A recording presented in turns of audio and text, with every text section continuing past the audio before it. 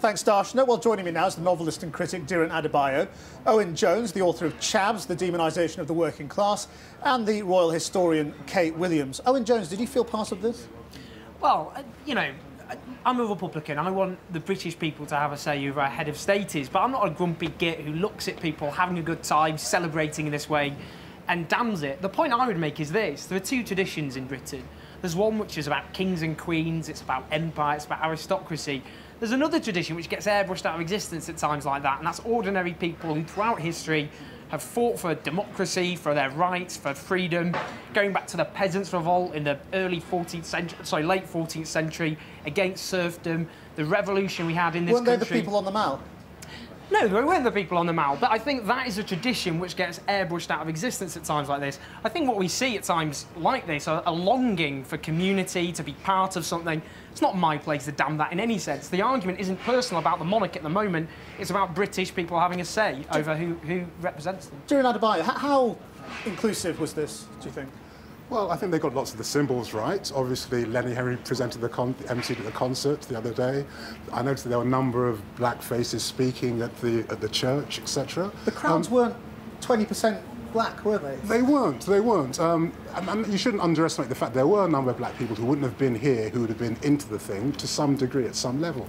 You mustn't forget that lots of people are just into television. They're into things that are big on television and big events. So it doesn't necessarily correlate to any sort of greater, deeper patriotism.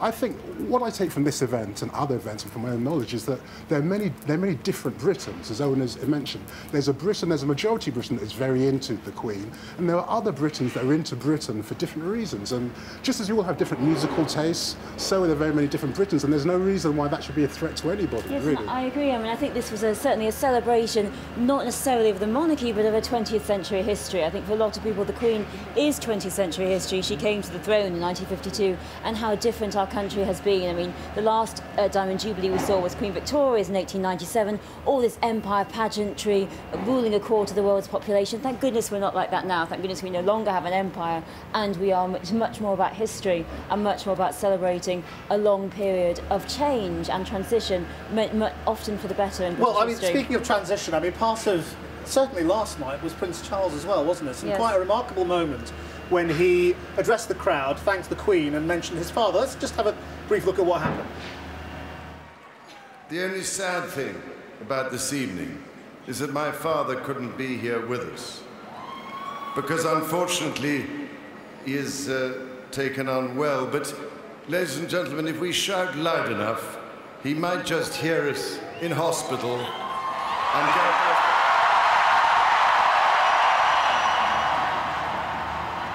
Do you, Diran Adebayo, think that was a moment of connection that we haven't seen before?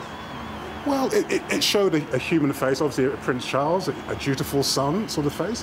That's all good. I mean, my slight worry about that, and even mentioned the Duke of Edinburgh, is that I felt there were certain opportunities during this Jubilee to sort of present a sense of the country going forward, whereas they seem to be very content to anchor everything to do with, if you like, to some degree, the past. It was quite middle of the road, wasn't it? It was middle of the road, and there was a sense, if you like, that Britain's future was in the past. And this would have been they mentioned like the Duke of Edinburgh has done many things to bridge cultures, to do with the Commonwealth, as the Queen has done, and I thought there would have been a great moment in terms of anchoring them to the future. To have had something like, almost like, say, an amnesty for Commonwealth immigrants who have been here a certain time without British passports, that would have to have been done through Parliament, but that kind of a thing. Victoria's Golden Jubilee, they released 100 debtors from prison. I think, as Diran says, I think we saw a lot about young people, very young people, children. I don't think we saw many actual of the British young people, the youth who are increasingly dispossessed, the unemployed, the people who in this country are increasingly the most disadvantaged. And I don't think we saw very much of them in the same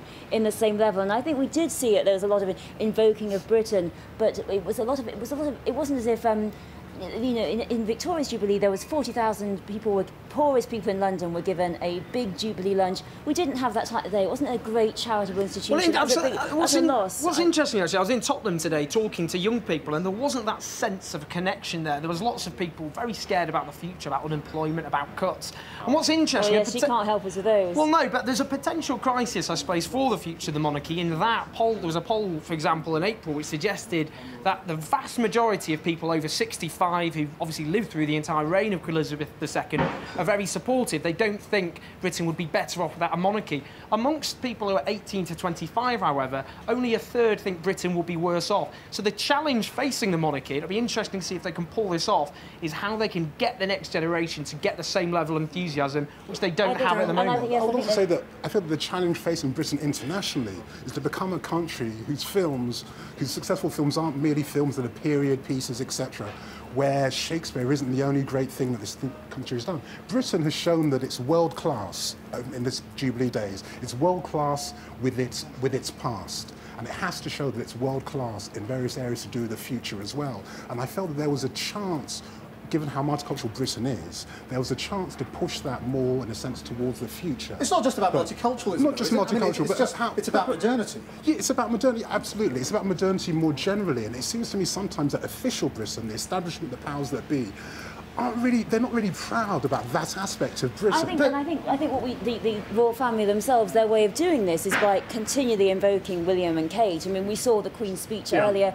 William and Kate, the engagement photo behind them, they were on the balcony. But as we say, there are younger people here who are more dispossessed. And I think William will probably be 60 before he's king. Well, I mean, we'll absolutely see what happens. Well, the polls suggest actually more people would support it, actually skipping Charles and going to Prince William. Which is never going to happen. Let's just ask you this, though. I mean, the opposition to the royal family has been very muted in these last 4 days. The Republican protests didn't really make themselves very, very felt. You know, there were no big stunts that took over or anything like that. And I wonder why that is. I mean, are we just less angry? Nor should there be. I mean, it's interesting. The polls suggest about between a fifth and a quarter of the population. It fluctuates a bit. Support having a say over who leads them, but it should never be personal. There's always this sense that it's a personal vendetta against who happens to rule. It's just a democratic argument that some people in this country think that people should have a say via the ballot box who represents them. But the Queen went to Parliament today. There weren't any Republican protesters at Parliament. But I do feel it can be personal, because a lot of the Republicans I've spoken to, they've said, well, I believe that the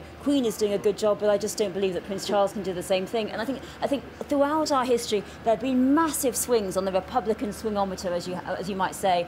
Sometimes we are, after the death of Diana, the level of people in this country who are actively anti the monarchy or just wished were indifferent was very high, and now it's declined. And to an extent, it is the Queen, I think, and there is an idea that she's given long service and they support her. What's going to happen when Charles becomes king, I think it's going to be quite different. Well, absolutely. I'll just say that I think more generally, I think we live in quite conformist times, quite small C conservative times. And we have been for a long time. And to be honest, one of the things is that it's so expensive to live in this country. There isn't all that much time.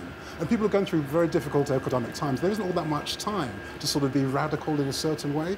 I think a certain kind of politics and radicalism has been dying for a long time. It's looked every now and again as if it's been revived slightly, as it has been, for example, with anger against the bankers, etc. But we're fundamentally in quite a conservative 20-year So it's not period. that there's less to get angry about, it's that we as a population are just less radical. No, I don't think that's true. I think there's simply people prioritise, don't they? I think at the moment bread and butter issues matter to people. It's to do with public services, it's to do with jobs, it's to do with declining living standards.